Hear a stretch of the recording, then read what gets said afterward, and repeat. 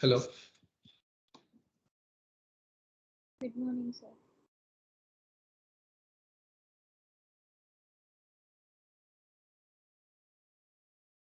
Had you breakfast or not? Yes, sir. Good morning, sir. Yes, sir. Yeah, good morning. Good morning.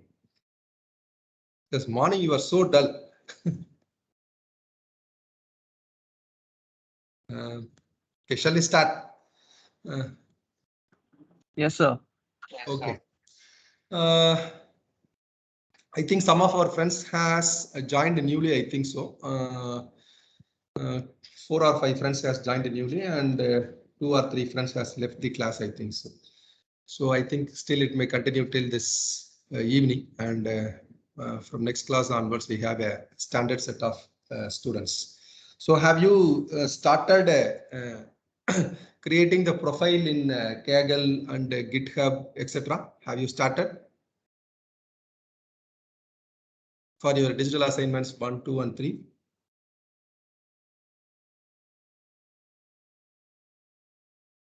Have you identified your problem statement in 17 SDG goals? Have you at least started the process?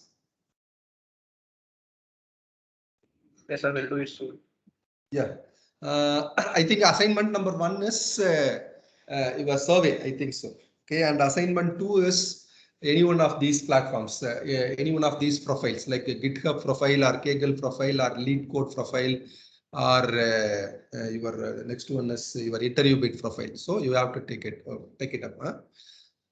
And I require one volunteer to create a WhatsApp group so that all communications can be sent through this WhatsApp group. Who will be the moderator? Who can take responsibility? So many people are there. Danush. Karthik. Who will take the responsibility?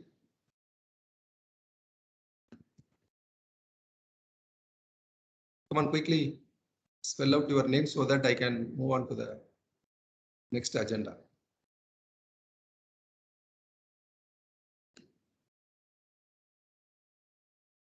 Sai, can you do it?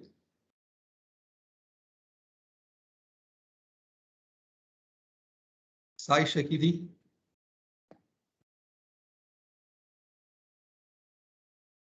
Okay. Okay, Sai Shagidi will do it. Okay, then we will move to the class. So what was discussed in yesterday's class? Any idea? What was discussed in the yesterday's class? So we saw about what is soft computing. So what are all the domains in soft computing methodologies? Okay, and we saw that it is a collection of methodologies or collection of domains. So we try to combine neural networks. We try to deal with the fuzzy logics. We try to deal with genetic algorithms, evolutionary computing, etc. So these are all the collection of domains or methodologies we are going to deal in this course. Okay. So what we have seen in the last class is nothing but, so we are trying to exploit the tolerance limit for the imprecision and uncertainty. So whenever we say that we are unable to decide, or we are unable to conclude that whether I am going to get pass mark or fail mark, whether I am going to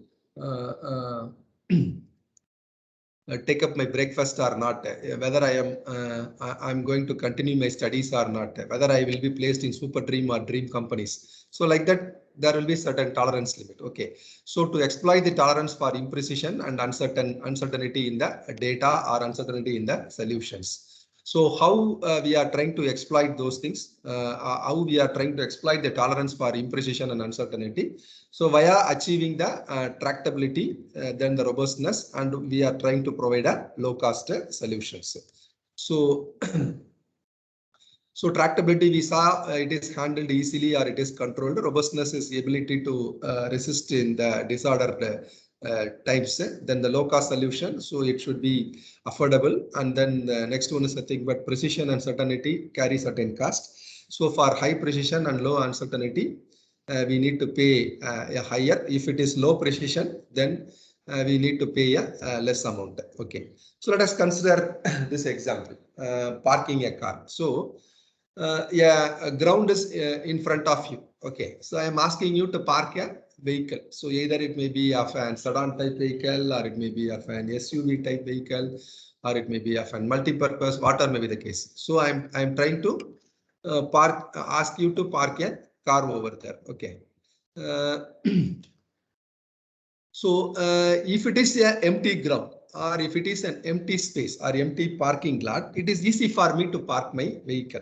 Okay, so we find it very easy to park a car because the final position of the car is not specified precisely. That is, so I have given an instruction that you need to park a vehicle in the parking lot. So I didn't say that you need to park front, you need to park back side, you need to park towards the left side, or you need to park diagonally, or you need to park vertically. I didn't specify any conditions, or I didn't specify any constraints over there. So it is easy for me to park a vehicle in an empty space. So how to enter, so how to move out from the parking lot, all those things are nothing but can be considered as a set of constraints, or considered as a set of conditions. So if the final position is specified, then it is difficult for me to park a vehicle. So for example, so in the parking lot, 100 cars can be parked. Only 99 cars have been already parked. Okay, only one parking lot is available in that particular parking lot. So I need to park my vehicle. So that may be the task given to me. The next task. The first task is 100 parking slot ground is there. I am asking you to park a car over there. So it is very easy because you can park straightly, diagonally, or you can park it in the front portion of the parking lot, or back portion of the parking lot, or left portion, or side portion, whatever may be the case. But secondly, I'm specifying that you need to park only in that specified lot.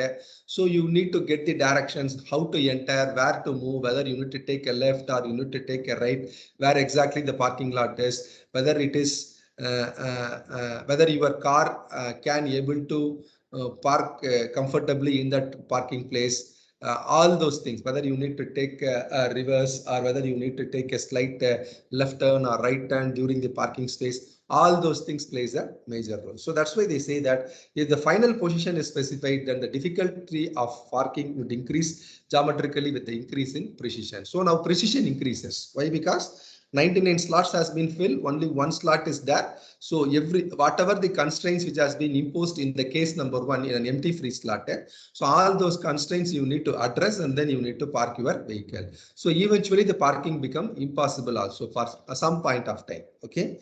Eventually the parking will also become impossible. You cannot able to park a vehicle in the given destination or in the given specified location. So the guiding principle of this is we are trying to exploit the tolerance limit for imprecision, because I couldn't able to arrive at conclusion that whether I can able to park my vehicle or not. Then there may be uncertainty, there may be a partial truth to achieve the tractability, robustness, and a low cost solution. So what is the role of your soft computing or objective of soft computing here is nothing but I'm trying to emulate the human mind as closely as possible. So the soft computing paradigms or soft computing methodologies or soft computing principles. So what it is trying to do with respect to neural networks, or with respect to fuzzy, or with respect to rough set, or with respect to your genetic algorithms, or the combination of hybrid system, combination of these systems, what it is trying to do here is nothing but it is trying to mimic, or it is trying to emulate the human mind or human behavior as close as possible. So how human reacts, how human thinks, how the human will perform. So based on that, so the soft computing paradigms or soft computing methodologies will emulate those characteristics of the humans, and then it tries to provide the output to the user. Okay, so on the everyday use of approximation, what we are facing in our day-to-day life. Okay, so we find that because of the exploitation of the tolerance for imprecision and uncertainty, so humans have some remarkable ability to understand the distorted speech. Distorted speech is nothing but so the person who speaks which is not clear, and you may have some cuts and passes over there. So in such cases, so if I have tolerance for this imprecision and I have a tolerance for this uncertainty, I can able to connect this distorted speech and I can able to come to a conclusion that so what all about this particular topic the particular speaker is speaking. Okay, so that is considered as remarkable ability to understand the distorted speech. Next one is nothing but the Decipher Sloppy handwriting. Decipher Sloppy handwriting is nothing but the person who scribbles like anything, or it may be at a faster rate. You write like doctors how they write. So that can be understood by the pharmacist. So the pharmacist may understand that handwriting and they try to provide us the exact medicine for the patients. And the next one is nothing but they comprehend the nuances of natural language. And then next one is nothing but I need to summarize the text. The next one is nothing but I am trying to recognize and classify images, what type of images it is. And then driving a vehicle in a dense traffic may be a challenge. Okay, because I need to oftenly press the brake, or I need to oftenly switch over the gear positions, and I need to look at all the directions, right, left, front, back, through the mirrors. So driving a vehicle in a dense traffic is again a bit challenging, or it is highly riskier job. The next one is nothing but more generally, so making rational decisions in an environment of uncertainty and precisions are required. Next one, what is the difference between hard and soft computing? So conventional computing techniques are considered as traditional computing. That may be considered as conventional computing. So the conventional computing techniques are those are considered as deterministic and have sharp boundary. Deterministic and sharp boundary is nothing but, so A plus B equal to C. That is nothing but your hard computing. That is nothing but your conventional computing. 1 plus 2 equal to 3. That is the answer. So no other answer will be there. So next one is nothing but non-conventional approaches. Those are sarcastic in nature and have vague boundaries. So vague boundaries is nothing but I cannot able to judge on my results, or I cannot able to decide. So what will be my results? Since it is a new problem, since it is a new approach, so I am trying my level best to find out the answers, but I don't know whether it is right or wrong, or I don't know whether it is exact or not. So it may be closely matching the results or closely matching the expected outputs or expected answers. And with respect to hard, we are saying that it is precise in nature. Precise means it is concrete, precise in nature. Then it is certain and also two valued, only 0 or 1. It is Boolean logic. 0 or 1 will be there, true or false will be there, or yes or no will be there. But here in the case of soft computing, so it is imprecise in nature and it is also uncertain and have multi-valid logic. So Boolean logic is 0 and 1. Multi-valid logic is the values which ranges between zeros and ones. So that may be considered as multi-value logic. The values between yes and no, the values between true or false, that is considered as multi-valid logic. And it needs the exact input in case of hard computing. But in case of soft computing, it can handle ambiguous and noisy data. It can handle ambiguous and noisy data. But in the case of hard computing, it is non-tractable. Non-tractable is nothing. Not tractable means we cannot able to bring back into the controlled limits or into the controlled points. But in the case of soft computing, tractable solution is achieved or tractable solution is possible. But hard computing requires higher computational cost, but here it is lower computational cost. But here it is low intelligent quotient will be there. Here high intelligent quotient will be there. And here in the case of hard computing, it is very precise in nature, but here it is only approximation can be done as closer to the expected results. Some applications of soft computing we can see data clustering, that is nothing but your DBMS, database anonymization can be done, then rule generation can be done, then image processing applications, then medical diagnostics in the medical field, then pattern recognitions, then social networks, then distributed computing, parallel processing, machine learning, granular. So many applications can be done with the soft computing techniques. So let us pass on to the first soft computing domain, which is considered as neural network.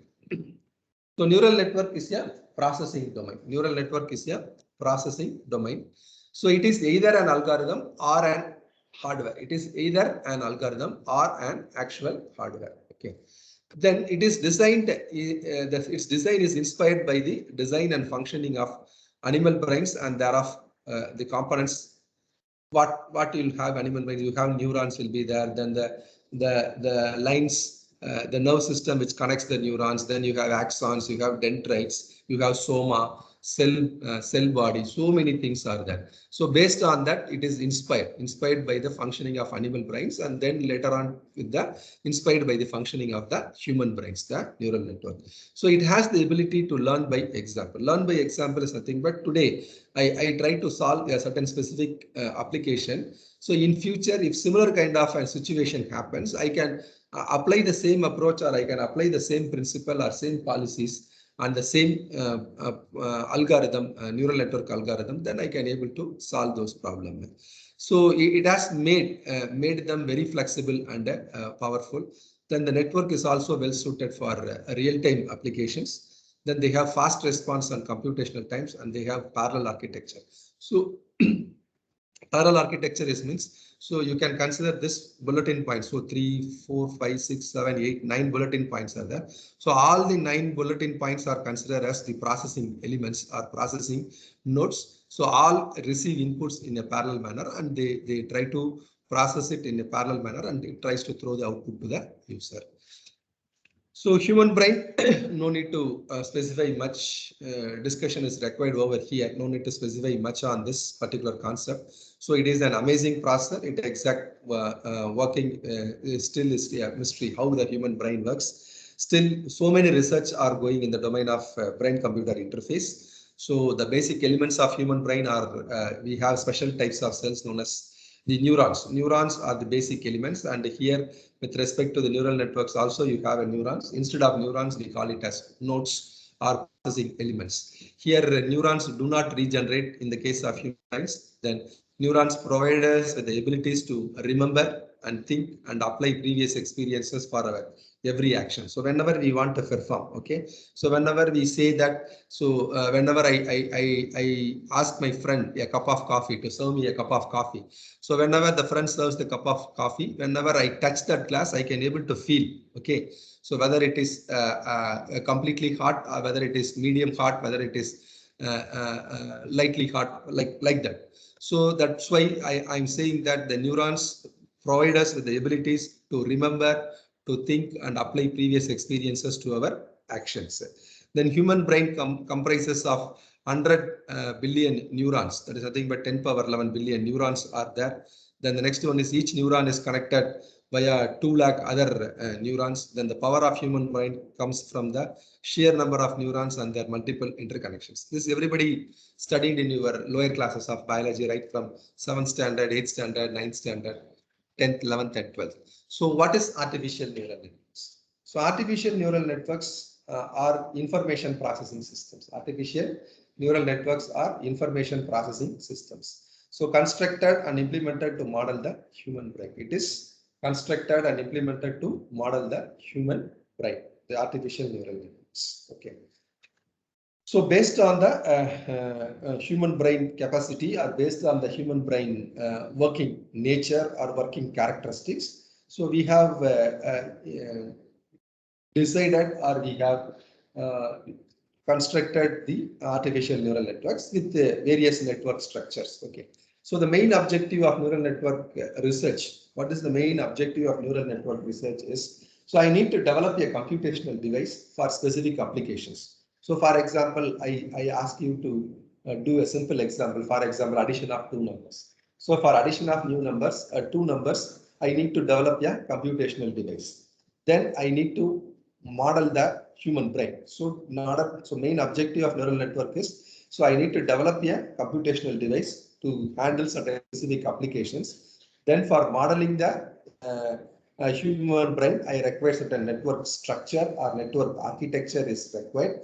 Then to perform various computational tasks which has been prescribed by the specific applications, then at a faster rate than the traditional systems or than the traditional computing or hard computing systems. I need to provide faster results. Like that, within the second or within couple of seconds, I need to give. So for that, so I need to build a system in such a manner that at a faster rate, I need to provide the solutions to the users. Okay. So the architecture of simple artificial neural networks. So this X1 and X2 are considered as input neurons. This X1 and X2 are considered as input neurons, and this Y is considered as output neurons. Y is considered as output neurons. And this W1 and W2 are nothing but the associated weight values. W1 and W2 are associated weight values. And the small x1 and small x2 are nothing but the inputs for this input neurons. So x1, capital X1 and a capital X2. So this S1 may be the small x1 may be the inputs, and small x2 may be the input for this x2 neuron. That is nothing but activations of the input neurons. And this this value, this x1, you supply some input, so it contains some values, and x2 supplies some input, it contains some values. So this value will be given to this node, and this value will be given to this node. These two inputs will be given to x1 and x2, and along with this input and this associated weight values, along this input and associated weight values, okay, so I am trying to pass on the result to this input of this y. Y is always considered as output node. This x1 and x2 are considered as input node, and y is considered as output node. So x1, this x1 into w1, and this x2 into w2. Okay, so a summation of these two values will be given as an input for this output node or output neuron. And here I am going to apply a function called activation function F. I am going to apply a function called activation function F, and based on the activation function results, okay, I am going to extract the output for the supplied input.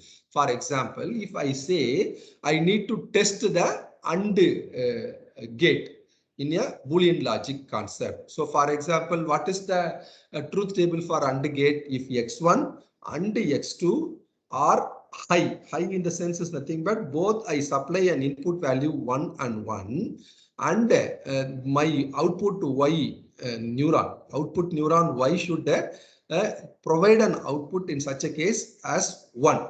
So if it is 1, both the inputs are high, I need to get an output as high. So 1 and 1, I should get one value here. Then I say that the truth table of AND gate is verified, or the circuit for the AND gate is working, or this particular architecture is working. So like that I need to find out. So this here I try to apply a function called activation function, so which is expressed as a function of this output. So it is called as y equal to f of y in. Y in is nothing but input of this particular node. That is why we call it as y in, input of this particular node, and this y is nothing but your output y. So from this input it tries to process it via this activation function, and then it throws the results. So this result sometimes may be matching with this truth table concept. Sometimes it may not be matching with the truth table concepts. Is it clear? So how the architecture of a simple ANN works? Any doubt? It's clear, sir. Okay. So what are all the tasks performed by ANN? So where ANN will be utilized, or where ANN will be applicable, or what sort of applications, or what sort of problems, or what sort of engineering issues can be solved by ANN. So one is considered as pattern matching, some example. Next one is classification. Next one is optimization of functions. Next one is approximation. Next one is vector quantization, and the next one is data clustering. So these are all the various tasks performed by artificial neural networks. So we saw that it is an information processing model. It is inspired by biological nervous system, and then it tries to replicate most of the basic functions of the brain. It comprises of large number of highly interconnected processing elements called neurons. That is nothing but this one. Each one is considered as neurons. Okay, interconnected means so this is connected to this, and this is connected to this. That is nothing but interconnected processing elements working in unison to solve specific problem, and ANN is configured for specific applications like pattern recognition, data classification, whatever may be the case. So components of biological neural network, soma are cell body. So it is inside the cell body, we have cell nucleus, dendrites will be there, axon will be there. So I'm not going to touch upon this particular part because it is already known to the students. We have covered things. Then here, you saw no, there is Y input. Y input is nothing but this one, this activation function. I am trying to give it as Y input. So how it is done? So how the Y input is obtained? So that is Y in is nothing but summation of Xi into Wi. Summation of Xi into Wi. That is nothing but X1 W1 W1 plus X2 W2 plus X3 W3 plus X4 W4 plus Xn Wn. So that will be given over here. X1 W1 plus X2 W2 plus X3 W3 plus Xn W1. That is nothing but net input to the neuron Y is given by the formula. And the next one is activation function is applied to Y in to compute the output. So the weight represents the strength of the synapse connecting the input and the output neurons. The weights may be positive or negative in value. So the weight values W1, W2 may be positive value or maybe negative value. You may have positive weight value, you may have negative weight value. If the weight value is positive, then we call it as it is an excitatory weight values. If the weight value is negative, then we call it as inhibitory weight values. We call it as inhibitory weight values.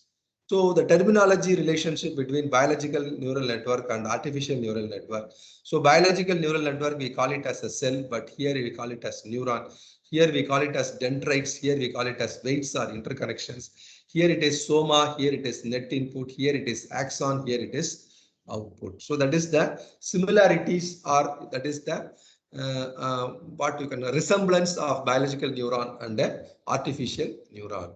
So comparison between biological neuron and artificial neuron. So the speed, first one is nothing but the speed comparison between biological and artificial neurons. So speed means the cycle time of execution of artificial neuron is few nanoseconds, but in the case of biological neuron is few milliseconds. The processing power with respect to biological neuron is massive processing, parallel processing operations, but in the here several parallel operations are simultaneous. So processing power in ANN is faster than biological neuron. Then with respect to size, so total number of neurons in brain is 10 power 11. Total number of interconnections is 10 power 15.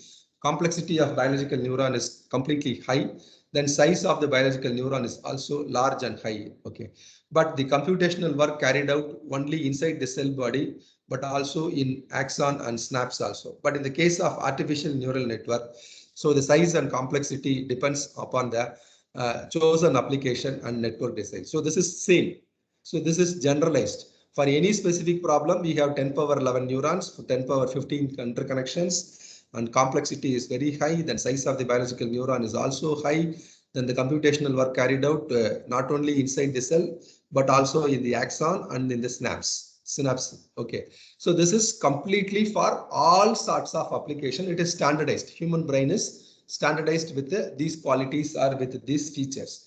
But in the case of artificial network, neural network, so whenever I try to do certain applications, for example, addition of two numbers, I don't require these sort of complex network. I require a simple network. For addition of 3 numbers, little bit higher. For addition of 10 numbers, little bit higher. For addition of n numbers, little bit complicated. So like that. So based on the applications and the size and complexity of the neural network architecture increases. The next one is nothing but the storage capacity. That is nothing but the memory. So in the case of biological neuron stores the information in its interconnections or in the synapse strength. But here artificial neural network stores contiguous memory locations. In the contiguous memory locations from one node to other node to other. So that is nothing but contiguous memory locations. In ANN, the loading may sometimes overload the memory. So some of the information in the contiguous memory may be lost in the artificial neural networks. Why? Because so it cannot be able to remember or recognize all the information. So the older values may be erased and now the new values may replace the older values. So in biological neuron, the new information can be added in in the interconnections by just adding the strength without the information being lost. That is nothing but in the case of an human memory, you have three parts. One may be considered as the short-term memory, other may be considered as long-term memory. Short-term memory is utilized for recent transactions or recent activities, and long-term memory, it will store all sorts of informations. Our previous experiences, past experiences, previous knowledge, past knowledge, all these things will be stored over there. But in the case of biological neuron, the recalling may fail, but in the case of artificial neural network or artificial neuron, the recalling never fails. But here there may be a possibility to fail. Why? Because so I prepare so many things for examinations before the day of examinations. But once I see the question paper, out of 10 questions, I can able to answer only nine questions, and I completely forget about the concept of the 10th question. That is the case. So recalling may fail in the biological neuron. That is nothing but your human neuron. But in the case of artificial neuron, it never fails. Why? Because it is created by human being.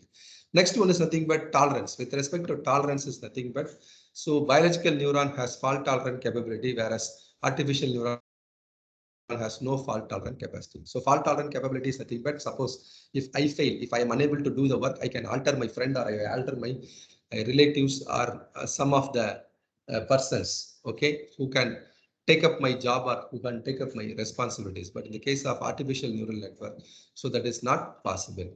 In case of biological neuron, the storage and retrieval continues even if the interconnections get disconnected.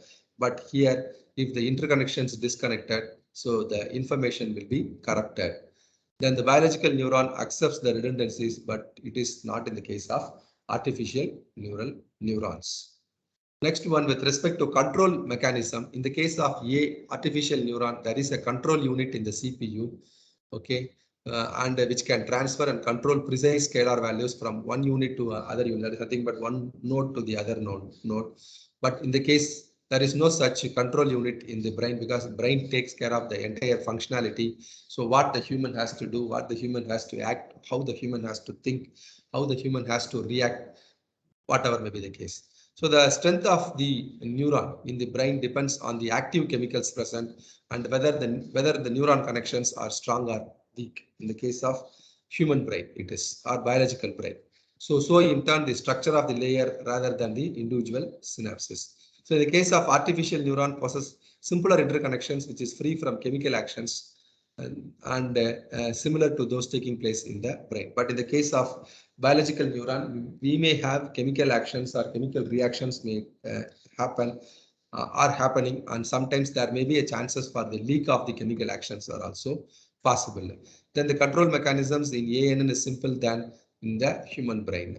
Then the next one is the models are specified by three basic entities: model synaptic interconnections, training or learning rules adopted for updating and adjusting the connected weights. And the next one is nothing but the activation functions. So this is nothing but synaptics is nothing but the interconnections. So interconnections is nothing but this one. This one. So how this particular node is connected to output node, how this node is connected to output node. That is nothing but your interconnections. The models synaptic interconnections. Then the next one is nothing but the learning or the training rules. Then next one is nothing but activation functions. So which is applied in the output layer. The next one is in terms of connections. This is in terms of connections. The neurons can be visualized for their arrangements in layers. Neurons can be visualized for their arrangements in layer. Any artificial neural network consists of highly interconnected processing elements called neurons. Output of each processing element to be connected to the through weights and to the other processing elements. Then delay, lead and lag-free connections are allowed. Then arrangement of these processing elements and geometry of the interconnections are essential. All those things are nothing but, so we can see through this basic architecture.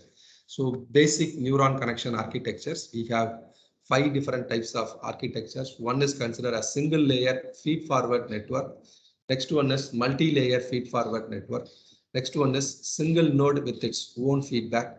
And next one is single layer recurrent network. And the fifth one is multi-layer recurrent network. These are all the various types of connection architectures in the neural network structure. So single layer feed forward means, so I have only one layer which is called as input layer. So from the input directly it connects to the output. So I have multiple nodes or multiple neurons. It may be considered as nodes or neurons or processing elements. All are same only. So x1, x2, x3 up to xn. This is nothing but number of nodes. So how many nodes are there in the input layer? So n nodes are there in the input layer. And how many nodes are there in the output layer? You may have m nodes in the output layer. Sometimes you may have only one node in the output layer. Sometimes you may have two, sometimes you may have three, again, depending on the application or depending on the problem we are going to deal or we are going to solve. Again, number of nodes in the input layer, again, it's the number of inputs to be processed. Again, the type of problem. Sometimes you may have 3 nodes, sometimes you may have 5 nodes, sometimes you may have 10 nodes, sometimes you have only 2 nodes. For example, if you are going to deal with logic gates, you have only 2 nodes. If you are dealing with complex engineering problems, you may have 10 nodes or 15 nodes to monitor various parameters like pressure, sense, what you can call it as volume, velocity, so many things, density, temperature. Like that, you may have multiple nodes are required to monitor the progress of different control parameters. So like that, so single layer feed forward means, so I supply the input in this direction from left to right. And this is nothing but only one layer is there. The input layer is directly connected to the output layer via the associated weight value. This is nothing but the output of each processing element to be found connected through weights is nothing but this one.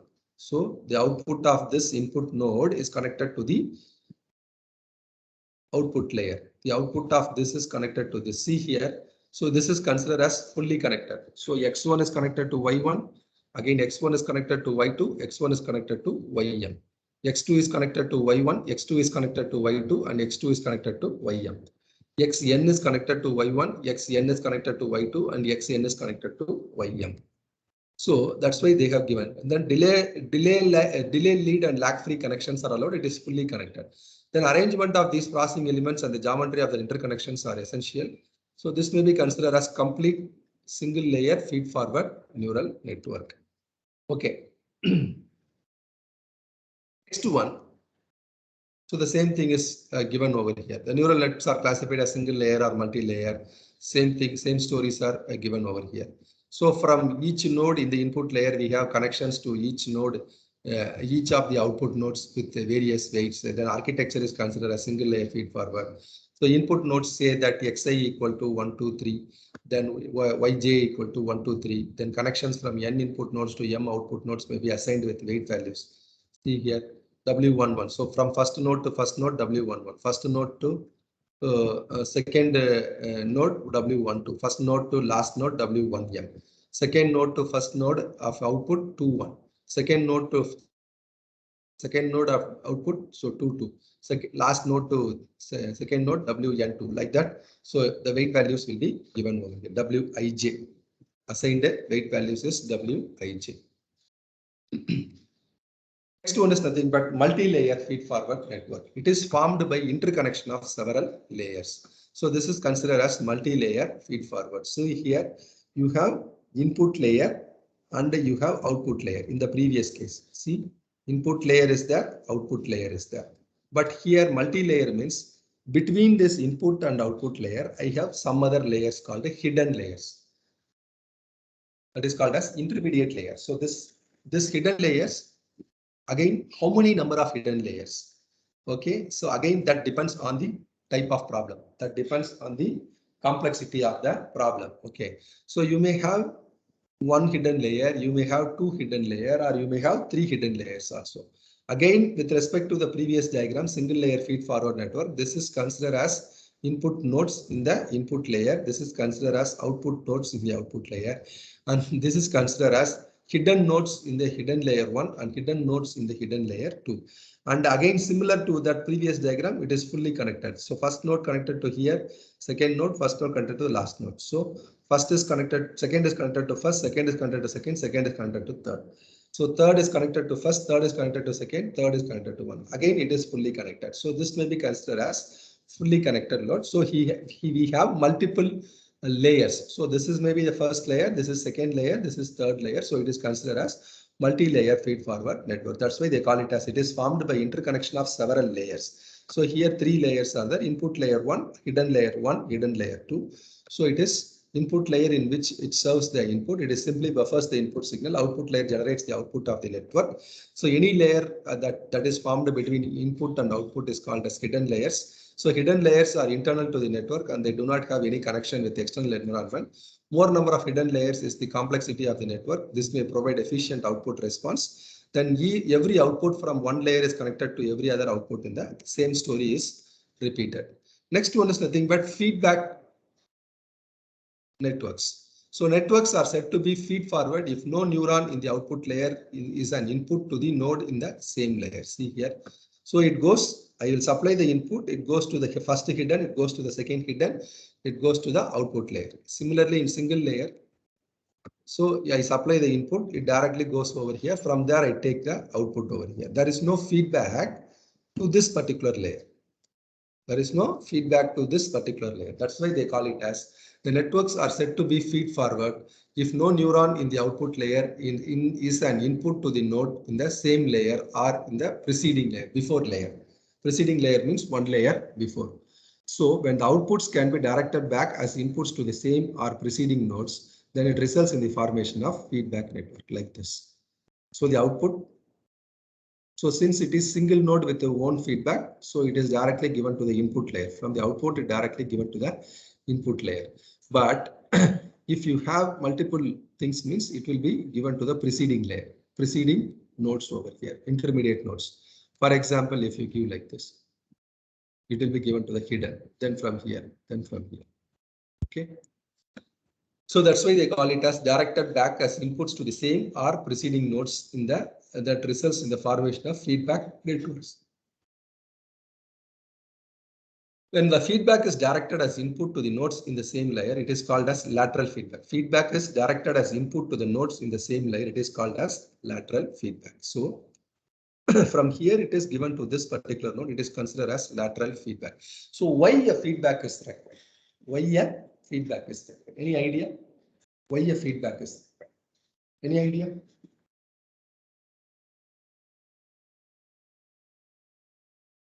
So for the correction. Tell me. Come on. So we need feedback for clear weight, finding clear weights. Finding clear weights. Okay. Then apart from that, to check accuracy of your model. Yeah, to take accuracy of the model. So whenever you deal with the neural networks, the output, you have two types of output. One is considered as actual output. One is considered as actual output. Another one is considered as your desired output. One is actual output or desired output. Some books they use different terminologies. That is nothing but one output is expected by the user.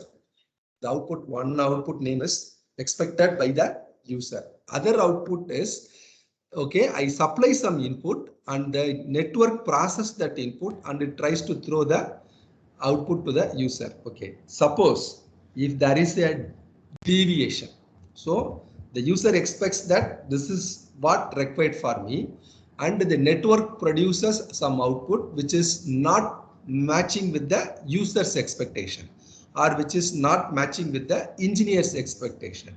In such cases, okay, I need to adjust, or I need to tune, or I need to adjust or tune this neural network so that I can able to achieve the output which is expected by the user. So for that purpose, a part of your output or some part of output or some percentage of output will be given as a feedback to the preceding layers or to the previous input layer.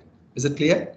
So that automatically here the network will be tuned or network will be aligned as per the expectations aligned, and then again the weight values associated with these inputs are also changed, or the bias values associated with this also changed, and automatically you can able to get the required output as expected by the user. So that's why they call it as a lateral feedback, and feedback is required for that.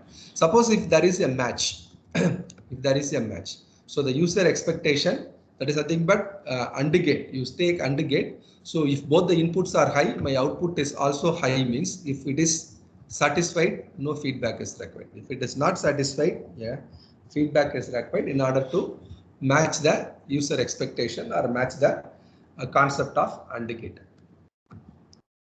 So when each node gets two types of inputs, one is considered as excitatory input and other one is considered as inhibitory inputs. So excitatory is nothing but, so what is excitatory inputs, which is nothing but in the positive state, the inputs which have a positive values, that is nothing but nearby processing elements, and inhibitory is nothing but distinctly located processing elements, which is far away from the structure. So that may be considered as distinctly located processing elements, which is called as lateral inhibition structure network. So this inhibition means inhibitory, which is far away, means it is considered as lateral inhibition structure network. If it is closer to the processing elements, the nearby processing elements, means then it is considered as excitatory. So excitatory always will carry positive value and inhibitory always will carry negative value.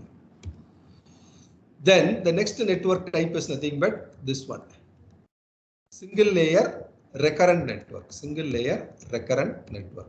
This is a single node feedback. This is a recurrent network.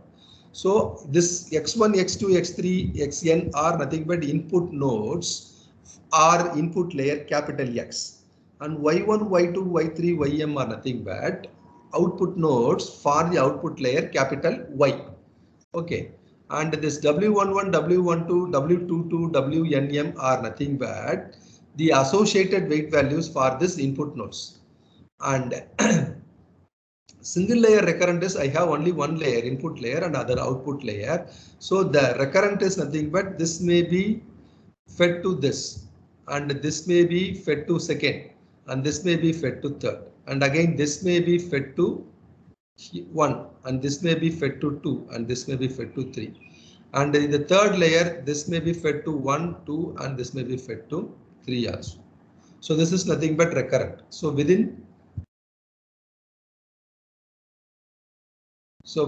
by itself, the node itself, it is giving a feedback to all other nodes. Then it is considered as recurrent, so that it contributes equally for the output space. This particular output node, this output node, and this output node. Next. So again, if you take one more thing is there, which is called as multi-layer recurrent network. So you have, instead of single layer, you may have multiple layers. Multi-layer recurrent networks. Okay, the next one is nothing but what are all the different types of learnings adopted in artificial neural network architecture. So the main property of ANN is nothing but learning only. There are two kinds of learning. So one we call it as parameter learning, and next one is nothing but structure learning. So one is nothing but parameter learning and the next one is nothing but structure learning. So here if you take network, if the output is not matched as expected by the user, I am taking part of the output, feeding back, and once again I supply the input, I am adjusting the weight values. So the initial weight values are adjusted or tuned accordingly with certain functionalities. Then I try to collect the input of this output layer, and then I apply certain activation functions over here, and then I try to find out what is my expected output. Whether it is matches, then I am going to stop the iteration in the second level. So that is why they call it as, it updates the connecting weights. That is called as parameter learning. So whenever your two parameters will be there, one may be considered as weight parameters, other one is considered as bias parameter. Bias is also called as weight. So whenever there is a change or updation in the weight values, so that may be considered as parameter learning. Whenever there is a change in the structure, so number of processing elements, types of connections. So instead of 3 nodes, if I increase the nodes to 5, or if I reduce the nodes, and instead of having one hidden layer, I can have 2 hidden layers, or instead of having hidden layers, I can remove it, or instead of having 3 nodes in the hidden layers, I can have two nodes in the hidden layer or one node in the hidden layer. So whatever may be the case, so that is nothing but it focuses on the changes in the structure of the network, and it is nothing but the number of processing elements or the neurons and the types of connection between the nodes, whether it is a feed forward type of connection or it is a feed backward type of connection, or it may be a recurrent kind of. So learning categories, we have three learning categories. One is supervised learning, as we saw in the yesterday's class, learning through a teacher or supervisor. Unsupervised learning, learning without a teacher or supervisor. And reinforcement learning is nothing but learning based on critic information. That is nothing but supervisor keeps something in mind, but the supervisor does not explicitly say what is required. So you need to understand the mind flow of the supervisor, or you need to judge that this is what the expectation of the supervisor. Based on that, so if your learning happens, then it is considered as reinforcement learning. Sir. Yes. Sir, we have next class. Yeah. That's why I'm going to wind up. So we will wind up today and we will meet in the next class. You can leave. Thank you, sir. Thank you, sir.